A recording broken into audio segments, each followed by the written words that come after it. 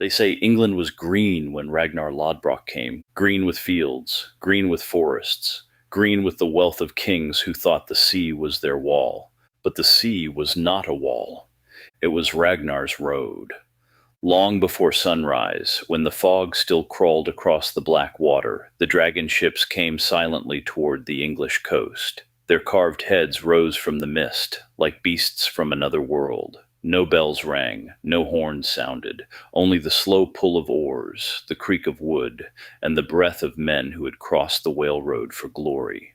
At the prow of the first ship stood Ragnar. His cloak snapped behind him. His eyes were fixed on the shore. He had heard the stories of England's churches heavy with silver, kings fat with pride, and warriors soft from fighting behind stone walls. But Ragnar had not come merely for treasure. He had come to carve his name into the land. On the cliffs above, the English finally saw them. Northmen. The cry spread like fire. By the time Ragnar's boots touched the wet sand, the alarms were ringing inland. Villagers fled. Monks clutched their crosses. Soldiers ran to their lord's hall, shouting that devils had come from the sea. But Ragnar only smiled. "Let them gather," he said. "A battle sung by no witnesses is no battle at all." The English lord, Edric of the north coast, was no coward. He had fought Welsh raiders, rival nobles, and hungry men with knives in the dark. By noon, he had gathered a shield wall on the hill above the beach. Spears bristled from it like winter thorns. Behind them stood archers. Behind the archers, horsemen. They looked down at the Vikings and believed the high ground would save them. Ragnar looked up at the hill. Then he laughed, not because the English were weak, because they thought strength was standing still. The first arrows fell like black rain. Vikings raised their shields. The arrows struck wood with a sound like hail on a roof. One man fell, then another. Still Ragnar walked forward, slow and fearless, his shield lifted, his axe hanging loose in his hand. The English shouted insults from above. Ragnar did not answer. He raised 2 fingers. The Viking line split. To the English, it looked like fear. The Northmen were spreading thin, breaking formation, losing courage before the charge. Edric saw his moment. "Forward!" he roared. The English shield wall began to descend the hill. That was the mistake Ragnar had been waiting for. The slope that had protected them now betrayed them. Their formation stretched. Their footing slipped in the wet grass. Their archers could no longer fire cleanly over their men. The shield wall wavered. Ragnar's smile vanished. Now came the storm. He slammed his axe against his shield. Once, twice, 3 times. The sound rolled across the field, and the Vikings answered. They charged, not like soldiers, like wolves. Ragnar struck the English line at its weakest point, where the hill bent toward a stream and the ground turned slick beneath iron boots. His axe crashed into a shield and split it. He drove his shoulder forward, smashed the man behind it to the mud, and stepped over him without slowing. Around him the battle became thunder. Steel rang on steel. Spears snapped. Men screamed. Shields locked and broke. The English fought hard, but the Vikings fought as if death itself owed them money. Then Edric sent in his horsemen. They came around the flank, hooves tearing up the earth, swords raised high.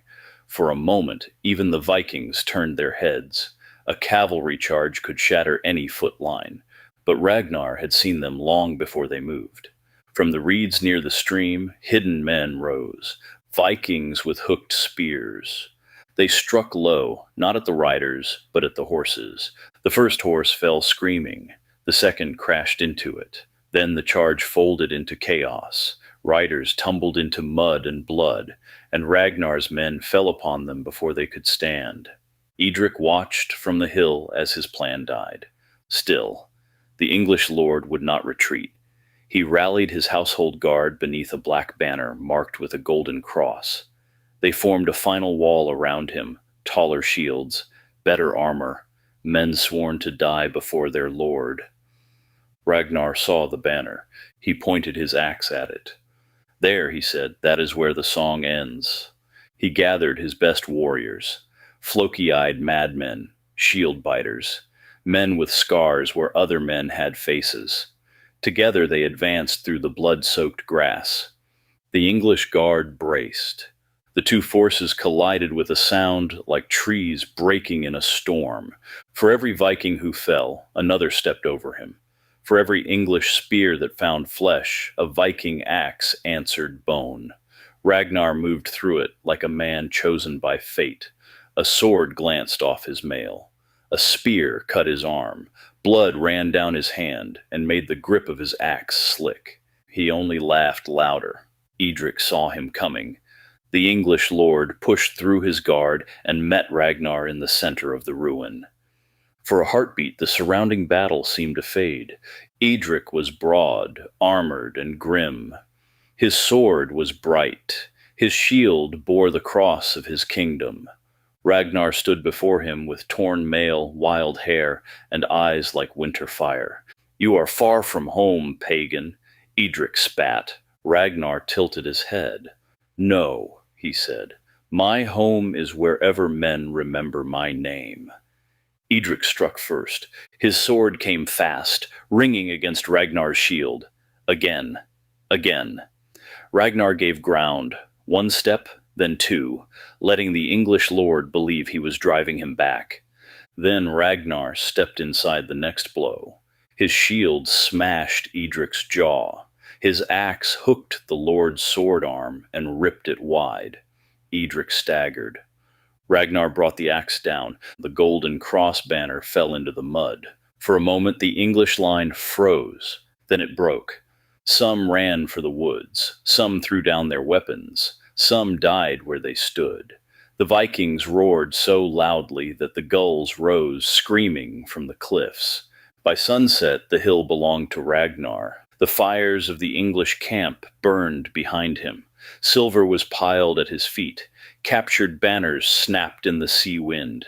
His men drank, laughed, and sang the names of the dead. But Ragnar stood alone at the top of the hill, looking inland. England stretched before him, green and rich and afraid. One of his warriors came to him and said, "Ragnar, we have won. The ships are heavy. The men are ready to sail." Ragnar looked back toward the sea. Then he looked again toward the kingdoms beyond the hills. "No," he said quietly, "this was not the feast." He lifted his axe toward the darkening land. This was only the first bite. And from that day the people of England whispered his name by candlelight. Ragnar Lodbrok, the sea wolf, the king without a crown, the man who came from the mist, broke the shield wall of England and taught kings to fear the sound of oars in the dark.